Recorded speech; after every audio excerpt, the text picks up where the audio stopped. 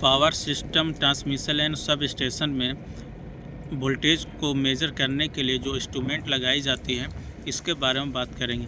ये कितनी तरह की होती है? ये 3 तरह का होती है, पीटी, सीवीटी और सीसीवीटी। और इसको हाई वोल्टेज के रेंज के हिसाब से इसको क्लासिफिकेशन किया गया है। पहले हम बात कर लेते हैं पीटी के बारे में। पीटी जो होती है वो प्रोटेक्शन ट्रांसफार्मर होती है।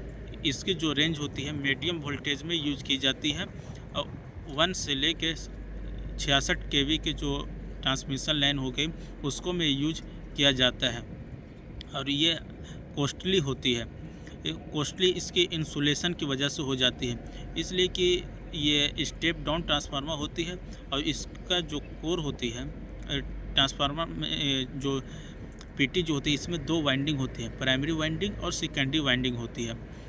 तो जब प्राइमरी वाइंडिंग में जब इनपुट जब सप्लाई दी जाती है तो एग्जांपल हम मान लेते हैं 33 केवी का जो सप्लाई इनपुट हो रही है वो उसकी रेंज इतनी हाई होने की वजह से उसकी इंसुलेशन ब्रेक डाउन ना हो, इसके लिए इसमें इंसुलेशन प्रॉपर और बढ़िया तरीके से और कॉस्टली की जाती है। इसकी वजह से इसका जो रेट है वो बढ़ जाती है और इसीलिए और मीडियम ही वोल्टेज में इसको यूज किया जाता है।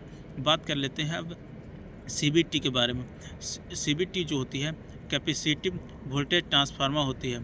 तो इसके अंदर क्या होती है कि 2 कैपेसिटर लगाई जाती है और ये भी स्टेप डाउन ही ट्रांसफार्मर होती है। ये 66 केवी से लेके 340 केवी का जो ट्रांसमिशन लाइन होती है उसको में यूज किया जाता है। इसमें इंसुलेशन का जो रेंज होती है वो उतनी हाई नहीं होती है, ये मीडियम रखी जाती है। इसके पीछे ये रीज़न ये है कि ये इसमें कैपेसिटर लगाने से क्या हो जा रहा है कि ये वोल्टेज को डिवाइड करते रहे। इसमें 2 कैपेसिटर होते हैं, C1 और C2। जैसे हम इसको सप्लाई जब देते हैं C1 कैपेसिटर में तो जो कैपेसिटर क्या किया यहाँ पे वोल्टेज को कम कर दिया। फिर इसके बाद जब सेकेंडरी कैपेसिटर में जब इसकी सप्लाई जाएगी तो वहाँ वो कैपेसिटर भी क्या करती है तो वोल्टेज को डाउन कर देती है।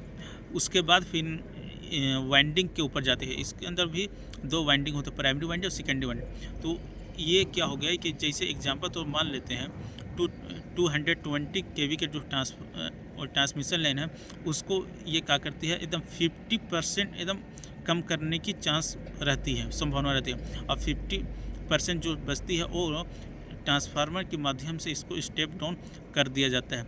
इसकी वजह से ये इतनी कॉस्टली नहीं होती और सेंसिटिव भी होती है। ये ट्रांसमिशन लाइन की जो सिग्नल होती है ये कम्युनिकेशन करने के लिए एक स्टेशन से दूसरे स्टेशन पे बात करने के लिए इजी और सूटेबल होती है। और ये पीएलसी के माध्यम से ये कम्युनिकेशन होती है। और इसके अंदर एक चीज़ और है कि ये हाई फ्रीक्वेंसी के रेंज पे ये काम करती है। जो पीटी जो होती है और 50 हर्ट्ज की जो फ्रीक्वेंसी होती है, जो पावर सिस्टम की जो फ्रीक्वेंसी हर्ट्ज है उस पे ये वर्क करती है और हाई फ्रीक्वेंसी को ये पे काम नहीं कर पाती है। और ये जो सीवीटी होती है ये हाई फ्रीक्वेंसी के ऊपर ये काम करती है। जो ट्रांसमिशन लाइन की जो फ्रीक्वेंसी होती है उसको ऊपर काम करती है। और जो पावर सिस्टम की जो फ्रीक्वेंसी होती है 50 हर्ट्ज होती है जो इंडिया में, वो उसको ये इग्नोर कर देती है, इसे रोक देती है या ड्रॉप आउट कर देती है। इसके माध्यम से एक स्टेशन से दूसरे स्टेशन की जो कम्युनिकेशन होती है वो बेस्ट हो जाती है, अच्छी हो जाती है। किसी भी रीजन से कुछ प्रॉब्लम होती है तो वो फाइंड आउट करने में इजी हो जाती है। अब बात कर लेते हैं सीसीवीटी के बारे में। सीसीवीटी जो होती है वो भी उसके अंदर भी 2 कैपेसिटर लगाई जाती है, मगर कैपेसिटर से पहले इसके ऊपर एक ट्रांसफार्मर लगा दी जाती है। तो पहले सप्लाई कहाँ आएगी, ट्रांसफार्मर में आएगी।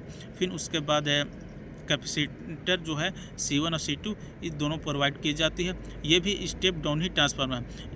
इसको यूज एक्स्ट्रा हाई वोल्टेज या अल्ट्रा वोल्टेज की जो ट्रांसफार्मर होती है पावर सिस्टम होती है उसको में यूज किया जाता है।